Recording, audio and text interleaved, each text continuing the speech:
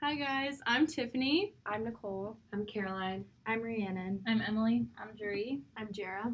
And we focused our project on long distance relationships, but we also wanted to know the possible factors that could be affecting long distance relationships, like comparison levels and comparison levels for alternatives. With that, we did some research and conducted some interviews that would inform us more about the truth of long distance relationships. Comparison levels for alternatives is used to determine if someone is happy or not in a relationship. The comparison level alternative basically is the outcome received by leaving a current relationship and moving on to the best alternative situation. There was some research done with strangers playing a computer game that simulated a real life relationship, and it seemed that the players, or partners, I guess, kept tallies of the profits and costs they got from one another. The authors concluded that comparison levels of alternatives are a strong prediction of commitment in a relationship. I found no articles relating comparison levels of alternatives to long distance, but it can work the same way. If one partner forgets to call one day, then the other partner could keep tallies of costs made by their significant other. In a scholarly essay, Long Distance versus Proximal Romantic Relationships, Predicting Commitment, Investments, and Bias, the author, Ariel C. Butler, examined if LDRs and PRs differ in relationship variables, including satisfaction, alternatives, and investments. Specifically looking at comparison levels for alternatives, Butler found that in long-distance relationships, there was actually higher numbers of alternatives and a lower satisfaction rate than proximal relationships.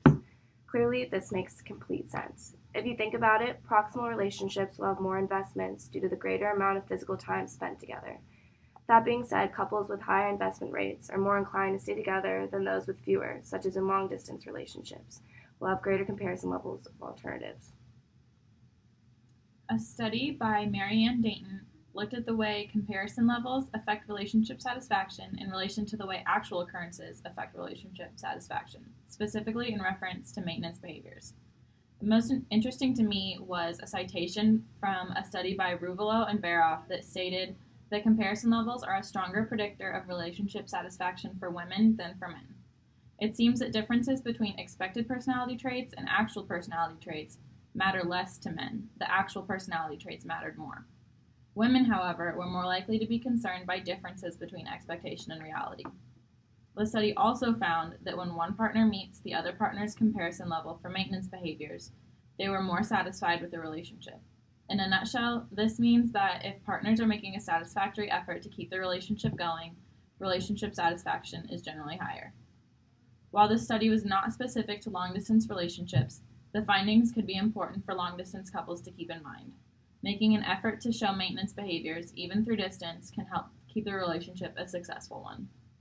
While looking over long-distance relationship research, we discovered an article titled Long-Distance Relationships Are More Successful Than You Think by the New York Post. Within this article, it discussed the important long-distance relationships have had due to the advances in technology. It says within the article that couples send each other 343 texts a week and spend 8 hours on the phone or video chat. Yet with that being said, the article also discussed the difficulties these couples have with lack of intimacy. Therefore, 81% said these long-distance relationships made their time together much more special and intimate. Overall, the couple said the distance allowed them to become closer and connect with their partner more due to their effort to talk to each other more often than they would if they were close to one another. In research done by Lonnie Dancy, it was estimated that as many as 1/3 of college students date someone long distance, and that up to 75% will eventually enter a long distance dating relationship. Long distance relationship couples who have high satisfaction tend to have conversations that include more self disclosure and intimacy than geographically close relationships, which generally gravitate towards daily and personal topics. However, avoidance of conflict could create unrealistic idealizations and impression management of the distant partner to increase satisfaction. It appears that personal traits such as attachment styles can act as a mediator between relationship status and relationship satisfaction. Additionally, factors tied to the current relationship, such as the commitment level and anticipated future of the relationship, influence the happiness of dating partners. Research shows that women report and exhibit higher levels of psychological distress than men, and they may cope in different ways as well. The study found 4 sources of external stress, and they appear to be a direct result of maintaining a college student long distance relationship. one being distance, and the second was traveling to see one's partner and planning face to face visits or just talking to each other in general. This can be an issue because in the United States, it is a cultural belief that frequent face to face contact and being close enough to see each other frequently is a requirement to maintain a relationship. Another difficulty with college students was travel expenses to go and see their partners and the time to go and see them. Also, it was found that some social networks don't support long distance relationships, which makes it harder on couples. And it was found issues are jealousy, trust, and maintenance, and that one individual is investing more time into the relationship than the other. A source of internal stress is relational uncertainty or doubts about the relationship, including whether the couple will be together in the future. And to fix these stressors, it was reported that women were more likely to withdraw from the relationship, causing lower satisfaction in the relationship. So I conducted an interview with my friend Kat, who is currently in a long-distance relationship. I asked her to describe her relationship and what she thinks about it. I'd say my relationship's pretty normal. Long distance is hard. It's a lot of communication rather than being with each other, obviously. I also asked her if she knew what comparison levels were. Levels are? I do not. Okay, so comparison levels is the outcome received by leaving a current relationship and moving on to the best alternative. So basically, I'm asking if you've ever experienced this because you've been in a long distance relationship, like there's other options here, like at Mizzou, you know what I mean? Like, has that ever crossed your mind? Like, No. You would, that you don't want to like deal with the stresses of a long distance relationship? You've never thought about it? I mean, I would say it crossed my mind, but like never seriously, I don't think. Okay. Like Why in do 5 you seconds, I'd be like, oh yeah, oh my god, but then I'm like, no. Okay, how far away are you guys, like long distance? 11 hours. 11 hours, wow. Okay. Related to Jara's article, I asked Kat if she thinks the finding is true, that the female is more stressed in a long-distance relationship than her partner. Like a long distance than like her partner is. Not this one. What? Yeah. Why? He's more physical than I am. Not in like Okay. a weird way, but like he likes to hold my hand and stuff more than I do. Okay. But okay. Like that's been harder on him, me not so much. I'm like, whatever.